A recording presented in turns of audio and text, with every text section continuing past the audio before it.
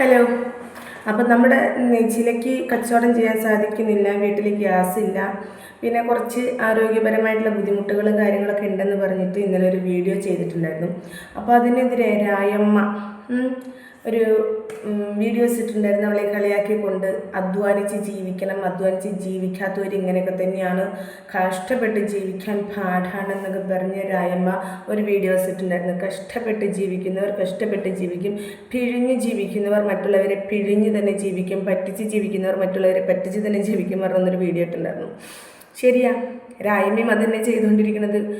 അഷ്കർ മലബാർ എന്ന് പറഞ്ഞ ആളുകളുടെ കയ്യിൽ നിന്ന്, അല്ലെങ്കിൽ അത്തരം ആളുകളുടെ കയ്യിൽ നിന്ന് ആണുങ്ങളെയൊക്കെ വല വീശി പിടിച്ച് 1000 2000 മേടിച്ച് പറ്റിച്ച് ജീവിക്കുന്നവൾ തന്നെയാണ് ആര്? ഈ പറയുന്ന രായമ്മ. ഇന്ന് വരെ നെജിലയ്ക്കെതിരെ ആരും ഞാൻ പണം കൊടുത്തു, ഞാൻ പറ്റിക്കപ്പെട്ടു എന്ന് പറഞ്ഞിട്ട് വന്നിട്ടില്ല. പക്ഷേ അഷ്കർ മലപ്പുറം എന്ന് പറയുന്ന വ്യക്തി ഈ പറയുന്ന രായമ്മയ്ക്ക് പണം കൊടുത്ത് പറ്റിക്കപ്പെട്ടു എന്ന് പറഞ്ഞിട്ട് സ്വന്തം ചാനലിൽ തന്നെ ഇതിൻ്റെ തെളിവും കാര്യങ്ങളൊക്കെ ഇട്ടിട്ടുണ്ടായിരുന്നു. അതവിടെ നിൽക്കട്ടെ മോളെ. നിൻ്റെ ഒരു വീഡിയോസ്, ഒരു ഷോർട്സ് ഞാൻ ഇന്നാണ് കണ്ടത്. വേറൊന്നല്ല, പൂന്തുറ പോലീസ് സ്റ്റേഷനിലേക്ക് നജില കേസുമായി വന്നിട്ടുണ്ടെങ്കിൽ നീ പറഞ്ഞല്ലോ നജിലയ്ക്കെതിരെയും ഷാനിനെതിരെയും കേസ് FIR ഇടിക്കാതെ നീ അവിടെ നിന്ന് പോവില്ല എന്നുള്ളത്. എവിടെ പോയി? നിൻ്റെ അമ്മയെ പറഞ്ഞു, ഒന്നുമല്ലാത്ത നിൻ്റെ മോളെ പറഞ്ഞാൽ എന്താണ് നിയമം, അതിൻ്റെ എന്താ പറയുക, നിയമത്തിൻ്റെ എന്തൊക്കെയോ വശങ്ങൾ കാര്യങ്ങളൊക്കെ നീ പറഞ്ഞിട്ടുണ്ടായിരുന്നു. അത് മാത്രമല്ലടി, നീ ഒരു കാര്യം പറഞ്ഞിട്ടുണ്ടായിരുന്നു, നജിലയും ഷാനൊക്കെ നിനക്കെതിരെ കേസുമായി വന്നിട്ടുണ്ടെങ്കിൽ നിനക്കെതിരെ പള്ളി പ്രസിഡന്റ്, സെക്രട്ടറി, മറ്റുള്ളവരൊക്കെ വരും എന്നുള്ളത്. വരുമോടി? കോടതിയിലേക്ക് വരുമോടി? നിനക്ക് ഏത് ജമാഅത്താണ് വെച്ചിട്ടുണ്ടെങ്കിൽ ആ ജമാഅത്തിലെ പള്ളി പ്രസിഡന്റ്, പള്ളി സെക്രട്ടറി ഒക്കെ നിനക്ക് വേണ്ടിയിട്ട് വാദിക്കാൻ, നിൻ്റെ മക്കളെ പറഞ്ഞതിന് സാക്ഷി പറയാൻ നിനക്കൊപ്പം വരുമോടി? പക്ഷെ എനിക്കതൊന്ന് കാണണം കേട്ടോ മോളെ. നീ ഒരു 2-3 മാസം മുന്നിട്ടൊരു വീഡിയോസാണ്, എന്താ ഷാൻ നിന്നെ റേപ്പ് ചെയ്യുമെന്ന് പറഞ്ഞു, അതിനെതിരെ കേസ് കൊടുത്താൽ നിന്നെപ്പോലെ ഒരു കാണ്ടാമൃഗത്തിന് അവൻ റേപ്പ് ചെയ്യുമോ? ഷാൻ നീ അത്തരത്തിൽപ്പെട്ടവനാണോടാ? അതെനിക്കറിയില്ല. പക്ഷെ എന്നെ പോലെ അവൻ പെങ്ങളെ എന്നുള്ളതാണ് വിളിച്ചിട്ടുള്ളത്. എപ്പോൾ സംസാരിക്കുകയാണെന്നുണ്ടെങ്കിലും പെങ്ങൾ എന്നൊരു വാക്ക് മാത്രമേ അവൻ ഉപയോഗിച്ചിട്ടുള്ളൂ. ഓക്കെ, അതുകൊണ്ട് തന്നെ നിന്നെയൊക്കെ പെങ്ങളുടെ ഗണത്തിൽ പോലും അവൻ പെടുത്തിട്ടില്ല. കാണ്ടാമൃഗം, വൃത്തികെട്ടൊരു ജന്തുവായിട്ടാണ് അവൻ കണക്കാക്കുന്നത്. അവൻ എന്നോട് പറഞ്ഞിട്ടുള്ളത് അങ്ങനെയാണ്. ആ സ്ഥിതിക്ക് നിന്നെയൊക്കെ റേപ്പ് ചെയ്യാൻ അവന് വല്ല പ്രാന്തുണ്ടോ എന്നുള്ളതാണ് എനിക്കറിയാത്തത്. പിന്നെ നീ പറഞ്ഞു നിനക്കെതിരെ അവിഹിതം കൊണ്ടുവന്നു നജില എന്നുള്ളത്. എടി, നിൻ്റെ അവിഹിതം മറയ്ക്കാൻ വേണ്ടിയിട്ടും നിനക്കെതിരെ സംസാരിക്കാതിരിക്കാനും വേണ്ടിയിട്ടാണ് നീ നജിലയെയും അസ്രയത്തേക്കും എതിരെയൊക്കെ അവിഹിതം ഉണ്ടാക്കിയതെന്നുള്ളത് ഒരുപാട് ആളുകൾക്കറിയാം, മനസ്സിലാക്കാൻ സാധിക്കുന്ന ആളുകൾക്കറിയാം. പിന്നെ നീ നിൻ്റെ മിനിഞ്ഞാന്നത്തെ ഒരു വീഡിയോസിൻ്റെ താഴെ നീ ഒരു കമൻ്റ് ഇട്ടുണ്ടായിരുന്നു. ഒരു കമൻറ്റിന് നീ മറുപടി കൊടുത്തിട്ടുണ്ടായിരുന്നു. ആ കമൻറ്റ് ഞാനൊന്നുകൂടെ വായിക്കാം, അതിനുശേഷം മറ്റുള്ളവർക്ക് അതിൻ്റെ മറുപടി കൊടുക്കാമെന്ന് വിചാരിച്ചിട്ടുണ്ടോ. നിങ്ങളുടെ വിശ്വാസം അതാണ് ഇങ്ങനെ സംസാരിക്കാൻ നിങ്ങളെ പ്രേരിപ്പിക്കുന്നത്. മാഷാ അല്ലാ, ആരുമില്ലെന്ന് പറഞ്ഞ് അവലാതിപ്പെടാൻ വിശ്വസിക്കുക കഴിയില്ല. ഈമാനാണ് നമ്മുടെ ബലം. ആർക്കാണ് ഈമാൻ? ഇവൾക്കോ? എന്ത് ഈമാൻ? ഈ വീഡിയോസിൽ വരുമ്പോൾ മാത്രം തലയിൽ തട്ടമിട്ട് നിൽക്കുന്നതാണോ ഈമാൻ? ഇവളുടെ മറ്റൊരു ചാനലുണ്ടോ എന്ന് പോയി നോക്കൂ നിങ്ങൾ. ആ ചാനലിൽ 10 വയസ്സ് 12 വയസ്സായിട്ടുള്ള കുട്ടികളായിട്ടിരിക്കുന്ന സമയത്ത് പോലും, 6-7 വയസ്സായിട്ടിരിക്കുന്ന കുട്ടികളായിട്ടിരിക്കുന്ന സമയത്ത് പോലും, എന്തിനും യൂട്യൂബിൽ വരുന്നതിന് മുന്നേ എടുത്ത ഫോട്ടോസുകളൊക്കെ അതിലുണ്ട്. നിങ്ങളൊന്ന് പോയി നോക്കൂ.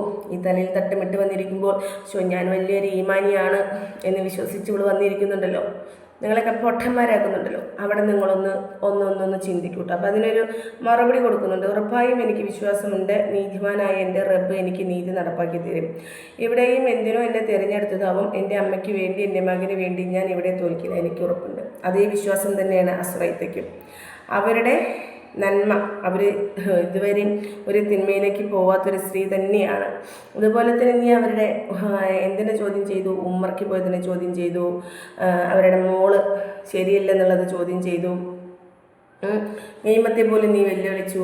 നിയമം, എൻ്റെ നിയമം ഞാൻ തന്നെയാണ് നടപ്പാക്കുന്നത്. അപ്പം അതൊക്കെ ഞങ്ങൾക്ക് അറിയണ്ടേ? പിന്നെ നിനക്ക് ഇങ്ങനെ സോഷ്യൽ മീഡിയയിൽ വന്നിട്ട് മറ്റുള്ളവരെ ക്രൂശിക്കാൻ, മറ്റുള്ളവരെ പറയാനൊക്കെ നിനക്ക് ആരധികാരം തന്നു? കോടതി അങ്ങനെ ഒരു ഇത് നിനക്ക് തന്നിട്ടുണ്ടോ എന്നുള്ളതൊക്കെ അറിയണ്ടേ? എല്ലാവർക്കും അറിയണം. പിന്നെ നീ അതിലൊരു വോയിസ് കൊടുത്തിട്ടുണ്ട്. എന്തെന്ന്? അവസാന ജയം സത്യത്തിനാണ് ബീനെ, അറിയുന്നവർക്ക് ആ കേസ് എന്താണെന്ന് ആദ്യം മുതൽ അറിയുന്നവരും ഒരിക്കലും എവിടെയും കേൾക്കുന്നത് വിശ്വസിക്കില്ല. ശരിയാണ്. പക്ഷേ ഇവിടെ അതിൽ വോയിസ് കൊടുക്കുന്നത് എന്താണെന്നറിയോ? വോയിസ് ഇങ്ങനെയാണ്, അതൊക്കെ ശരി തന്നെയാണ്. പക്ഷെ ഇവിടെ എന്താ പ്രശ്നം എന്ന് വെച്ചിട്ടുണ്ടെങ്കിൽ ഇവർ കരഞ്ഞുകൊണ്ട് പല ആളുകളുടെ പിന്നാലെ ചെന്ന് എനിക്കെതിരെ പ്രതികരിക്കാനുള്ള ആയുധങ്ങൾ ഉണ്ടാക്കുന്നു. എന്നോട് സംസാരിക്കാനോ അല്ലെങ്കിൽ എനിക്കെതിരെ 2 വാക്ക് സംസാരിക്കാനോ ഇവർക്കൊന്നും ധൈര്യം ഉണ്ടായിട്ടില്ലെന്നത്. എടി, ആ ഉമ്മ എല്ലാം മറന്ന് 6 മാസം നീ പറഞ്ഞ് ആ ഉമ്മ നിൻ്റെ ഫോണിലേക്ക് ഒരു മെസ്സേജ് ഇട്ടിട്ടുണ്ടായിരുന്നു. നീ എന്താണ് പറയുന്നത്? ഞാൻ നിൻ്റെ കയ്യിൽ നിന്ന് വന്നൊരു ഗ്ലാസ് ചായ വാങ്ങി കുടിക്കും എന്ന് പോലും ആ ഉമ്മ ഒരു കമൻ്റ് ഇട്ടപ്പോൾ, മെസ്സേജ് ഇട്ടപ്പോൾ നീ 11 വോയിസ് തെറികളാണ് പറഞ്ഞത്. അപ്പോൾ പിന്നെ നിൻ്റെ അടുത്തേക്ക് കാല് പിടിക്കേണ്ട ആവശ്യം ആ ഉമ്മയ്ക്കില്ല. കാരണം ആ ഉമ്മ തെറ്റ് ചെയ്തിട്ടില്ല. എന്നിട്ടും തെറ്റ് ചെയ്യാത്ത ആ ഉമ്മ നിന്നെ വിളിച്ചു, നീ തെറിയാണ് പറഞ്ഞത്. നീ ആ ഉമ്മയുടെ കരണം പുകയ്ക്കുമെന്നാണ് പറഞ്ഞിട്ടുള്ളത്. പിന്നെ നിന്നോട് സംസാരിക്കേണ്ട ആവശ്യം ഇനി ആ ഉമ്മയ്ക്കില്ല. ആ ഉമ്മ ഒരു തവണ നിന്നോട് സംസാരിക്കാൻ വന്നതാണ്. പിന്നെ ആ ഉമ്മയ്ക്ക് നിന്നോട് സംസാരിക്കാൻ വരേണ്ട ആവശ്യമുണ്ടോ? അപ്പോൾ ആ ഉമ്മയുടെ ഭാഗത്ത് തെറ്റില്ല എന്നുള്ള പൂർണ്ണ ബോധ്യമുള്ളത് കാരണം കൊണ്ട് തന്നെയാണ് ആ ഉമ്മ എവിടേക്ക് പോയത്? കോടതിയുമായിട്ട് നീതിക്ക് വേണ്ടി പോയിട്ടുള്ളത്. അപ്പോൾ ജനങ്ങൾ അറിയണം, നീ എന്ന ഫ്രോഡ് ആരാണെന്ന് അറിയണം. നിൻ്റെ അവിഹിതം മറച്ചു വയ്ക്കുന്നതിന് വേണ്ടിയിട്ടും നിനക്ക് റീച്ച് ഉണ്ടാക്കാൻ വേണ്ടിയിട്ടും നീ ഒരുപാട് കുടുംബങ്ങളെ കരിവാരി തേച്ചിട്ടുണ്ട്. ഇപ്പോഴും നീ കരിവാരി തേക്കുമായിരുന്നു. ഇങ്ങനെ ഒരു കേസ് വന്നില്ലായിരുന്നുവെങ്കിൽ ഇപ്പോഴും നീ നജ്ല എന്ന് പറയുന്ന സ്ത്രീനെ വെറുതെ വിടില്ലായിരുന്നു. നീ 2 ദിവസം മുൻപ് വരെ പറഞ്ഞു നല്ല കാര്യമാണ്, അവർ കച്ചവടം ചെയ്യട്ടെ, അത് ചെയ്യട്ടെ, ഇത് ചെയ്യട്ടെ, അവർ നന്നായി എന്നുള്ളത്. എന്തുവാടി 2 ദിവസം കൊണ്ട് നിനക്ക് അവിടെ തിരിഞ്ഞോടി? അവർ നന്നായിട്ടില്ല എന്നുള്ളത് നിനക്ക് തന്നെ സ്വയം ബോധ്യം വന്നോടി? അതുകൊണ്ടാണോ ഇന്ന് കച്ചവടം ചെയ്തിട്ടില്ല, എന്തെങ്കിലും കച്ചവടം ചെയ്തില്ല അതിനെ പരിഹസിച്ചുകൊണ്ട് നീ ഇന്ന് വീഡിയോസ് ഇട്ടിട്ടുണ്ടായിരുന്നത്? എടി, നീയും കണ്ണി കണ്ട ആണുങ്ങളിലേക്ക് പറ്റിച്ച് തന്നെയാണ് ജീവിക്കുന്നത്. പറ്റിച്ച് തന്നെ, നല്ലതുപോലെ നീ പറ്റിച്ച് തന്നെയാണ് ജീവിക്കുന്നത്. ഷിയാസിനെ, അഷ്കർ മലപ്പുറം എന്ന് പറയുന്ന ഒരുപാട് വ്യക്തികളെ പറ്റിച്ച് തന്നെയാണ് ജീവിക്കുന്നത്. പിന്നെ ഒരു കാര്യം കൂടി ഞാൻ നിന്നോട് പറയാം.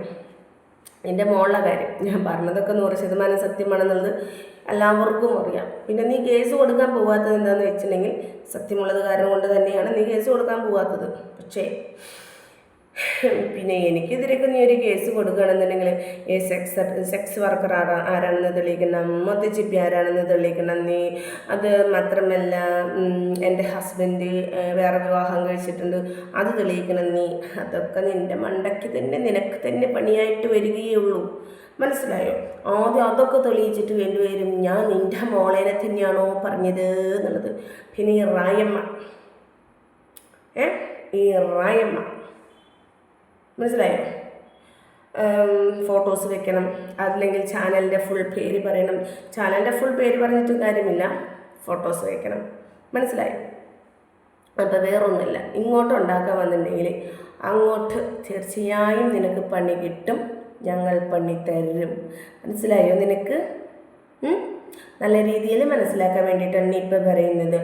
നിൻ്റെ കാൽക്കലിലേക്ക് അസുരയിത്ത വരുമെന്ന ചിന്ത നിനക്ക് വേണ്ട. നിൻ്റെ കാൽക്കലേക്ക് അസുരയിത്ത വരും എന്ന ചിന്ത നിനക്ക് വേണ്ട. വരത്തില്ല. നിൻ്റെ കാല് പിടിക്കാൻ വരും. കുറേ വർഷങ്ങൾ കേസുമായിട്ട് നടക്കേണ്ടി. നിൻ്റെ സൗഹൃദമൊന്നും അമ്മ ആഗ്രഹിക്കുന്നില്ലടി.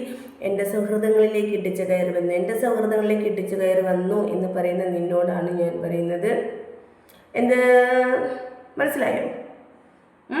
അതോടങ്ങണ്ട് പൊന്നു മോളെ, ആ മടക്കി 8 കയ്യിൽ വയ്ക്കൂ കേട്ടോ.